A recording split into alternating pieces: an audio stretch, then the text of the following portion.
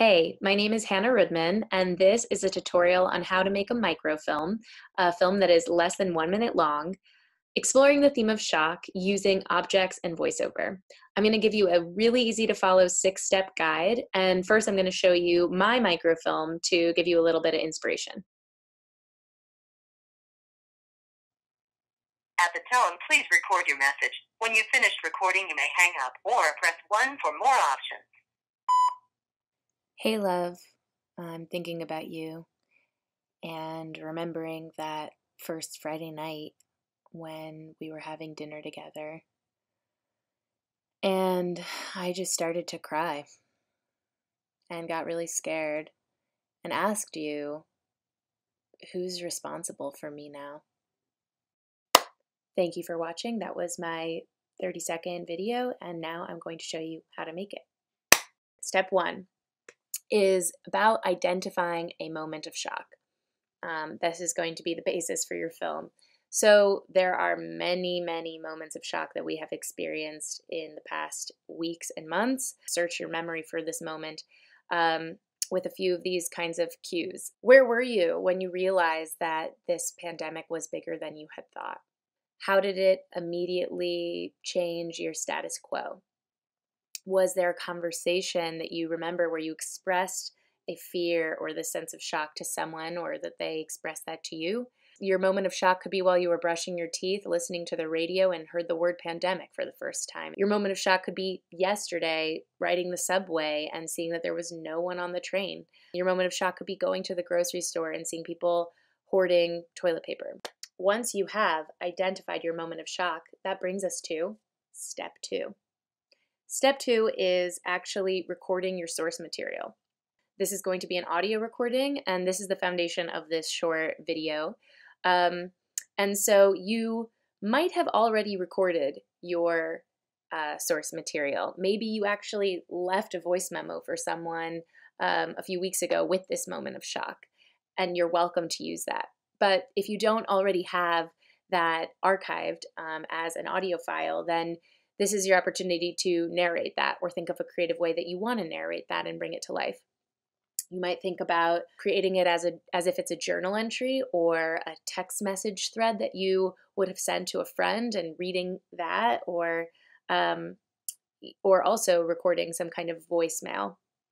So once you have figured out and scripted what that looks like, you're ready to record it. You can do it on voice memo. Step number 3 is you've got your audio recording completed, and now it's time to start to think about this visually.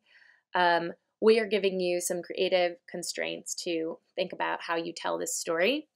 And the specific creative constraint is that you're going to tell this story through a curation of objects or physical materials. My video is using the object of dinner, or the last scraps of dinner, right? So when you're selecting your visuals, your objects or physical materials, you could think about the question, how do I viscerally want to transport the viewer to where I was when I had my moment of shock?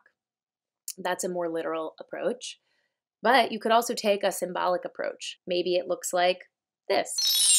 So once you've figured out your objects or physical materials, you are ready for step number 4. Step number 4 is about framing these objects and materials. And when I say framing, I mean literally composing an image, your rectangle, your cinematic rectangle.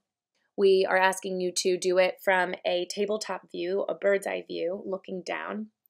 But there are ways to add your own flair. So one really cool way of doing that is actually creating like a whole composition and aligning different objects in a kind of designerly way. Another way could be to actively use your hands in the process of this filmmaking to make it dynamic, to make things change in the video. And so what I mean by dynamic is maybe you're literally shattering something. That goes pretty nicely with the theme of shock.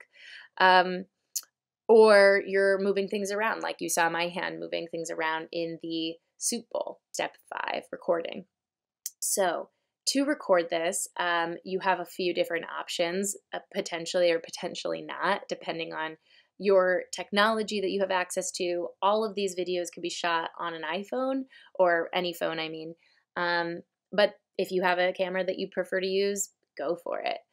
If you have access to a friend who can help you shoot this, that's great. So you can be hands-free. But if you don't, I shot my video with my camera in my right hand and moving my props with my left hand. Really, anything goes to get the shot. And once you have recorded, you're ready for step 6, which is simply just to edit the visuals and the audio together. We have a little micro tutorial on iMovie if you've never used that before. That is it. That is your 6-step filmmaking challenge. Good luck, and we cannot wait to see what you create.